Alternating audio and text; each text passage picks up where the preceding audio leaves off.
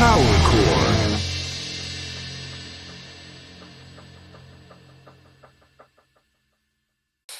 Chord. Talking about your influences, I guess the punk rock hardcore roots influenced your first songs, I guess, somehow.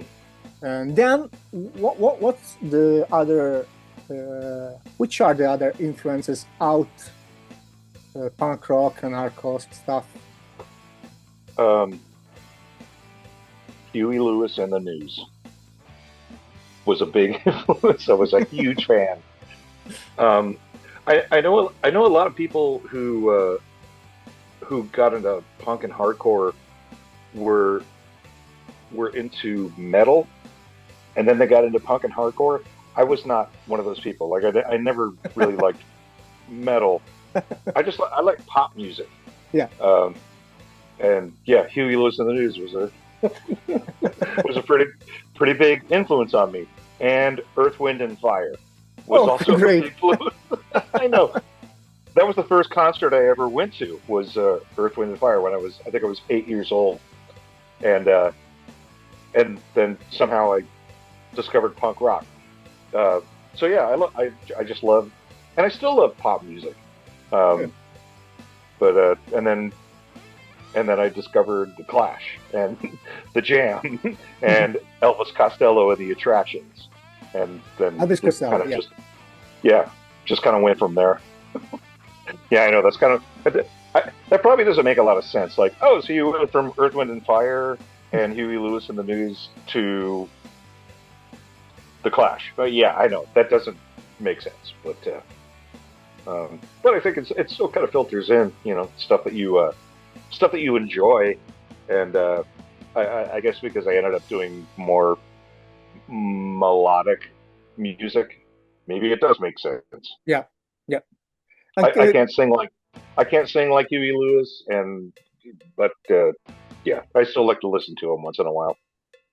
Can you tell me your favorite Farside song?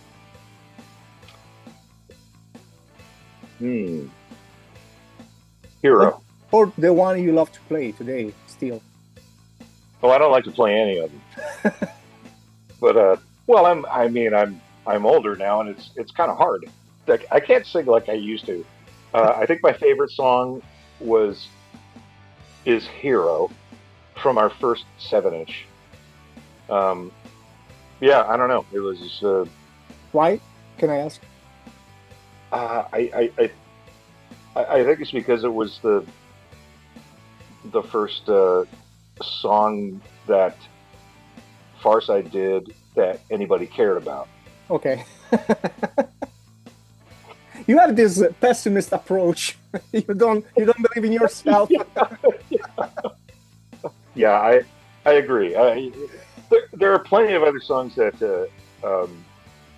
that I was proud of writing and proud of playing and proud of singing, but I don't know. There was something about Hero, because I didn't play guitar. I just sang. I got to just hold the microphone in my hand and be like kind of youth crew about it, and do sing-alongs with people in the audience if they knew the lyrics. And amazingly, every show we played, there were people that knew the song, and we could sing it together. And that was it's a different experience when you're just holding a microphone and you can hold the mic out into the crowd. Yeah. Compared to, and I love playing guitar, but you can't really do that same thing. Like, you're playing like, well, I can't hold the microphone out. I only have two hands here. Like, so yeah, Hero was probably, I'm gonna go with that song being my favorite. Can you tell me more about the calling hours? Oh yeah, calling hours. I've been having a great time with those guys. Yeah, so we're a Pennsylvania band, and sorry, you live in Pennsylvania, no? Yeah, I split time between Pennsylvania and California. Oh, okay. But all the other guys in calling hours are in Harrisburg, Pennsylvania, they've known each other forever, Ah, okay. and we met through a mutual friend, and they were making music and needed a singer, and Oh, I'm just like, well, I'm available. That was easy. That was easier than me trying to be the singer for Farside. They were like, yeah, come on in. easy. It's cool. Yeah, it was a lot easier. Um, Still stressful because, oh my God, I'm gonna get yelled at if I write crappy lyrics and I'm not good with the songs.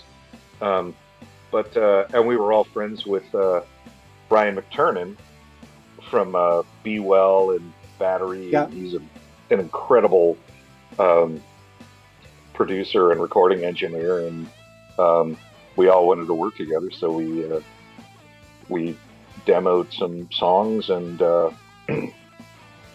then we sent it to Jordan Cooper at Revelation, and he said, "Yeah, let's do a record." And so that's been really fun. We've had a really good time um, playing shows. We went to Europe a couple of times, and that was amazing. and But you still so playing or it's we haven't for a while. uh, It's it's everybody. You got to go on a break every once in a while.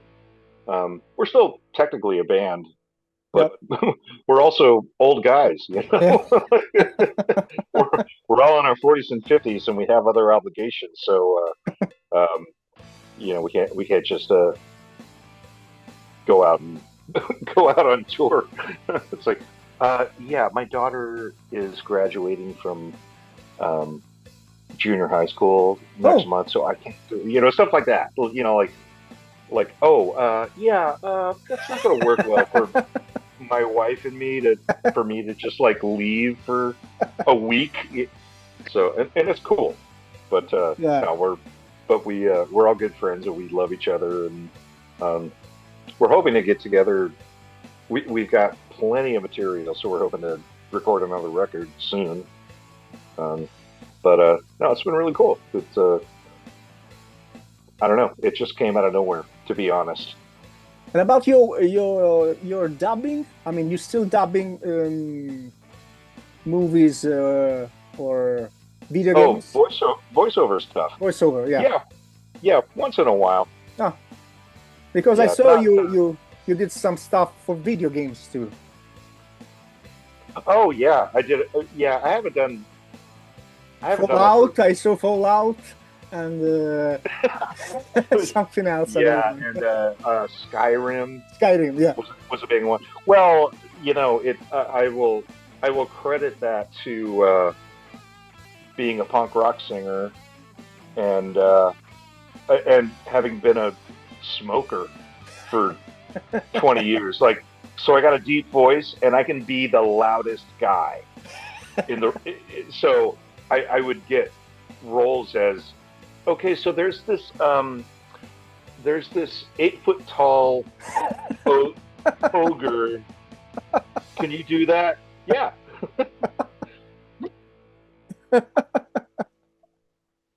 So it's a lot of that kind of stuff.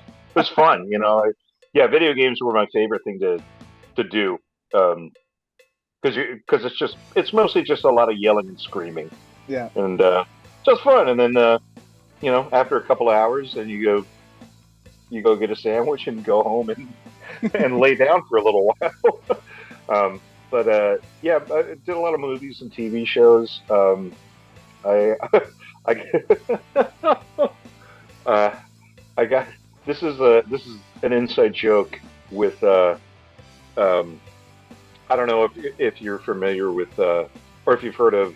There's this venue in New Jersey called Crossroads. Processors. A lot of bands have played that. Anyway, there's a promoter. His name is Andy Diamond, and he's a good friend. I've known him for many years, and he always asks me like, "Hey, what it was like? Well, do your George Clooney impersonation?" And he's just giving me trouble because I got to be George Clooney in a movie once, Oh yeah. like just overdubbing his voice for things. Like whenever he would say, "Ah shit," I would say, "Ah shoot." Like that was it. Like it was like 45 minutes, and I made a bunch of money off of doing that, and I still get residual checks over it. But I went home thinking, man, I got to be George Clooney today. That was cool. Whoa. Whoa. Yeah, but I got to get him. I have to give a shout out to Andy Diamond because every time I see him, he says, "Hey, what was it like being George Clooney?" I know you weren't really George Clooney, but yeah. Just one question about your future plans, if there are some future musical plans. Do you think no, you will write new songs, new concerts? Yeah. Well, like we talked about a minute ago. Calling Hours is hoping to do some new stuff. I've always got ideas. Sadly, I get song ideas when I'm falling asleep, and I'm too lazy to get out of bed, and so I forget about them the next day. But yeah, I would really like Calling Hours to do some more stuff. Farside had a reunion not too long ago. We're working on hopefully trying to play some more shows, but who knows if that would be great. I know, it would be great. Do you remember? I would love to invite you in Italy for also some acoustic shows. So never say never. Oh, okay. You've been in Italy, right? Oh yes, many times. Yes. Well, mostly just for as a tourist. But yes, Farside played a few shows in the early '90s. With Farside, yeah. Yes, with Farside. But musically, I haven't played there, but have been back just as a tourist. Just to, anyway, if you have some free time someday, just write me, okay? Yeah. We will talk about it. This is a promise for all the Farside and Powercore followers. Oh. Hey, thank you, Mike. Thank you, Popeye. It was a pleasure, really. No, you as well. And like I said, it's great that we actually get to hear each other's voices after all these years of emailing. Yeah. Years and years of emailing and collaborating on stuff. It's great that. Great. Now we know that we can talk each other in case. Yes, we can. Yeah, I hope I didn't disappoint you. No, of course not. It was great. My emails are usually better than me in person. Okay. I come across a lot more eloquent and hello, how are you? I am fine. But then now I stutter and I'm like, oh. Thank you, Popeye. It was a pleasure, really. Okay. You as well. Take care, Matteo. Bye-bye. Bye. Howard.